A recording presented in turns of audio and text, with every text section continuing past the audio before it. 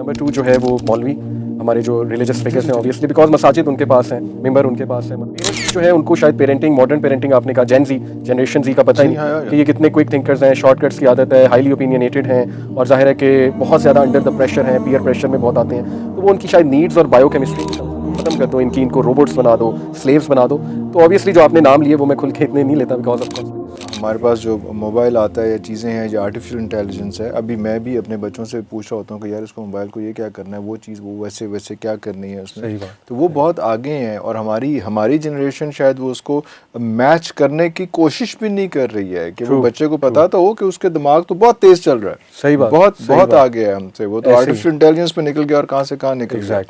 तो वो जब जाके अपने अब्बा से, अपने अम्मा से डिस्कस करना भी चाहता है, अपने उस्ताद से डिस्कस भी करना चाहता है, तो वो उस पेस पे उस्ताद होता ही नहीं है। क्या ये वजह? मेरे ख्याल में तीनों तबके इसमें शामिल हैं इरफान भाई, जो सोशल चेंज के लिए रिस्पॉन्सिबल होते हैं। नंबर 1 पेरेंट्स, नंबर 2 जो है वो मौलवी हमारे जो रिलीजियस फिगर्स हैं ऑब्वियसली बिकॉज मसाजिद उनके पास हैं, मेंबर उनके पास हैं, मदारिस उनके पास हैं, और नंबर 3 जो हमारे एजुकेटर्स हैं। आई बिलीव कि तीनों ही ट्रेंड नहीं है अनफॉर्चुनेटली। मैं मतलब अपना पर्सनल व्यू आपको दे रहा हूँ और साफ नज़र भी आ रहा है। पेरेंट्स जो है उनको शायद पेरेंटिंग, मॉडर्न पेरेंटिंग आपने कहा जनरेशन जी का पता ही नहीं कि ये कितने क्विक थिंकर्स हैं, शॉर्टकट्स की आदत है, हाईली ओपिनियनेटेड हैं और जाहिर है कि बहुत ज़्यादा अंडर द प्रेशर हैं, पीयर प्रेशर में बहुत आते हैं। तो वो उनकी शायद नीड्स और बायोकेमिस्ट्री नहीं समझ रहे। ऑन दी अदर हैंड हमारे जो रिलीजियस फिगर्स हैं, although they are doing good in their own capacity, मैं कोई क्रिटिसाइज नहीं कर रहा, ठीक है अच्छा कर रहे हैं, लेकिन दे मस्ट अंडरस्टैंड कि मॉडर्न चैलेंजेस के लिए यूथ को हमने कैसे प्रिपेयर करना है और दीन को किस तरह से प्रेजेंट करना है as a solution to modern problems. Educators Irfan भाई वेरी सॉरी टू से मतलब ट्रेनिंग नहीं है हमारे यहाँ। टीचर वो बंदा बन जाता है जिसको कहीं जॉब नहीं मिल रही, और टीचर को एक डिग्रेडिंग निगाह से भी देखा जाता है। जब हम कहीं बताए ना अच्छा मैं टीचर हूँ, अगले कहते हैं अच्छा टीचर है, मास्टर लग गया है, मतलब कहीं भी इसे कहीं जॉब नहीं मिली होगी। तो हमने देखे ना टीचर को हैसियत नहीं दी, रिलीजियस फिगर को हैसियत नहीं दी। तो फिर ये सारे प्रॉब्लम्स आप सही कह रहे हैं, इसके लॉन्ग टर्म सोल्यूशन ही असल में कारआमद हैं जिनसे असल में चेंज आएगी। लेकिन शॉर्ट टर्म भी ये है इरफान भाई कि ईमान की ताकत बहुत बड़ी ताकत है। हमने यूथ को लिटरली जो गुनाहों में डूबे हुए थे, डिप्रेस्ड और सुसाइडल थॉट्स उन्हें आते थे, माशाल्लाह रैपिड चेंज होते देखा है merrily bye connecting to Allah सुब्हानहू व तआला। आपको पता है अल्लाह से कनेक्शन कितनी बड़ी एक ताकत है और पर्सनैलिटी को स्ट्रॉन्ग करता है। तो यस, शॉर्ट टर्म में ये है कि connect to Allah immediately, instantly, and you will see the power जो आपको फ़ायदा देगी गुनाहों से निकलने में, लाइफ के चैलेंजेस का मुकाबला करने में, आपको ब्रॉड विजन देगी, आपका माइंड खुलेगा, राइट, आपका लेंस बदलेगा दुनिया को देखने का। तो ये है short term solution, but long term आप सही कह रहे हैं, इन तीनों को ठीक होना पड़ेगा। अच्छा, अगर हम ये देखते हैं यहाँ पे कि कनेक्शन टू अल्लाह में येस फेयर इनफ रिक्वायर्ड है, अगर नहीं है तो गलत है, तो पहले से होना चाहिए था, और अगर पहले से नहीं है तो अब एकदम कनेक्ट करना जो है ना, वो भी तो बात आ जाती है ना, तो मुश्किल एक टास्क है। जब हम एथिज्म पे जाते हैं, जब पता चलता है कि यार वो तो बच्चे तो अभी तो मानने को तैयार नहीं है, वो ये कायनात क्यों बनी, अल्लाह ताला क्या है, कैसे हैं, उन चीज़ों पे बात हो रही है।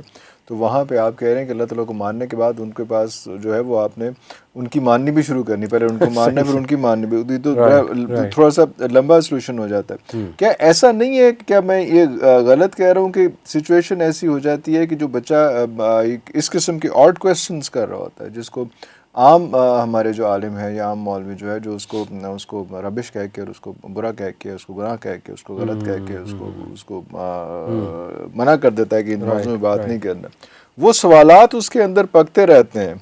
और फिर हम उसको कहते हैं, उस बच्चे वो जो सवाल इस किस्म का पूछ लेता है, जो सवाल का जवाब आम एक रवायती मौलवी साहब के पास नहीं है, तो वो उन्हें धैर्य करार देता है या उसको एथियस्ट करार देता है। ऐसा आपने फील किया जब आप लोगों से मिलते हैं?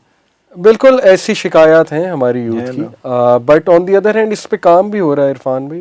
हम कहीं भी जाते हैं, रिलीजियस फिगर्स से मिलते हैं, उलमाए कराम से, इवन मदारिस में मैं कुछ ट्रेनिंग्स के लिए जाता रहता हूँ। अच्छा, वहाँ जाके मैं ख़ास उन्हें एक तलकीन करता हूँ कि देखो, एक है इल्मी मैदान, एक है अमली मैदान, प्लीज़ अमली मैदान में आओ।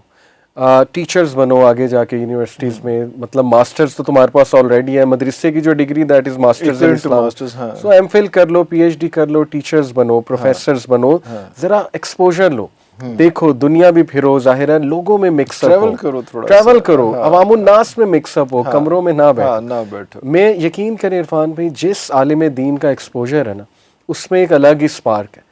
आप देखेंगे उसमें टॉलरेंस भी है, मॉडरेशन भी है, और वो बिल्कुल यूथ के साथ कनेक्ट भी कर रहा है। तो मेन इशू ये एक्सपोजर का उसको है, तो उनके मसाइल का भी पता है, मसाइल का भी पता है, क्योंकि एक्सपोजर है। तो ये चीज़ इरफान भाई मिसिंग है और बड़ी इंपॉर्टेंट है। बहरहाल ये तलकीन मैं करता हूँ उन्हें कि ज़रूर ऐसा करें, तो चेंज भी आ रही है।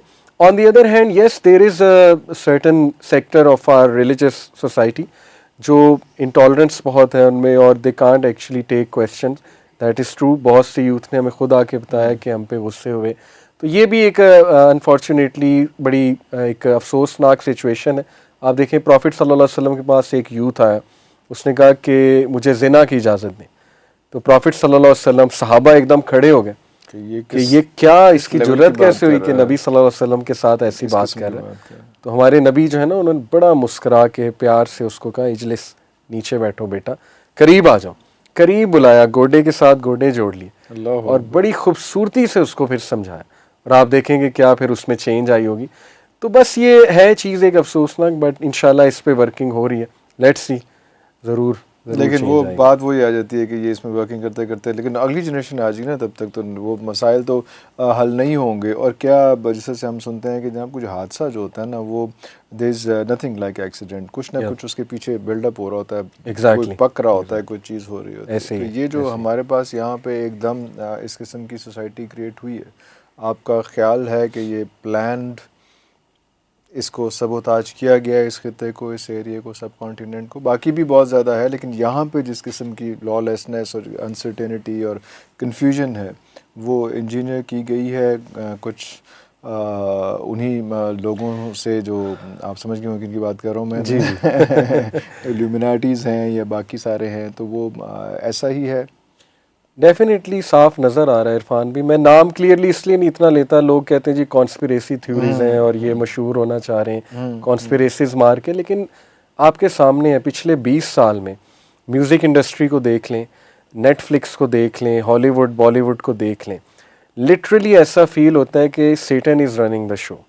यानी मोरालिटी को डिग्रेड किया गया है मूवीज़ में, मजाक उड़ाया गया है मॉरल बंदे का, और हर वो बंदा जो मतलब थोड़ा ईवल है, आप देखें ना विलन्स को कितना ग्लैमराइज करके दिखाया गया।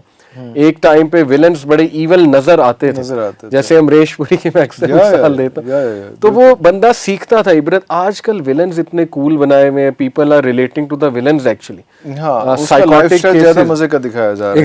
एग्जैक्टली। फिर आप देखें इतनी गंदी थीम, इतनी फिल्थ है रैप सॉन्ग्स में, हिप हॉप में, sex drugs and rock and roll के अलावा क्या है थीम? किसी में वुमेन का फिगर डिस्क्राइब हो रहा है, किसी में सेक्स की बात हो रही है, किसी में क्लबिंग एंड पबिंग की बात हो रही है। इसी तरह आप ये टीवी सीरीज देख लें, न्यूडिटी इस तरह है जैसे कि हैंडशेक, जिना को इस तरह आम किया जा रहा है कैजुअली जैसे it's a handshake, extra marital affairs को कितना नॉर्मलाइज करवाया जा रहा है। इवन बॉलीवुड की टीवी सीरीज में आप देख लें एक्स्ट्रा मैरिटल अफेयर्स कितने दिखाए जाते हैं।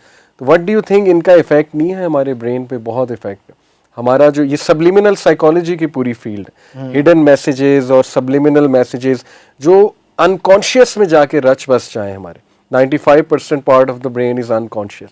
तो ये इतनी बड़ी इंजीनियरिंग ये कर रहे हैं ना, और इस लेवल पे लगे हुए हैं पूरा सैटेनिक वर्ल्ड ऑर्डर बनाने के लिए, to be honest.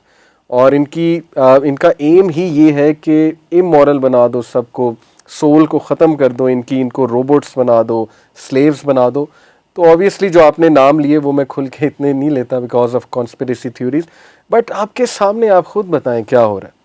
When you will C critically songs, compare कर लें पिछले 25 साल और अब के साथ, तो आप सर पकड़ के बैठ जाएंगे कि कितनी बड़ी तबाही हो रही है, और हम we are not even caring for it, we are not even giving a damn, to be honest.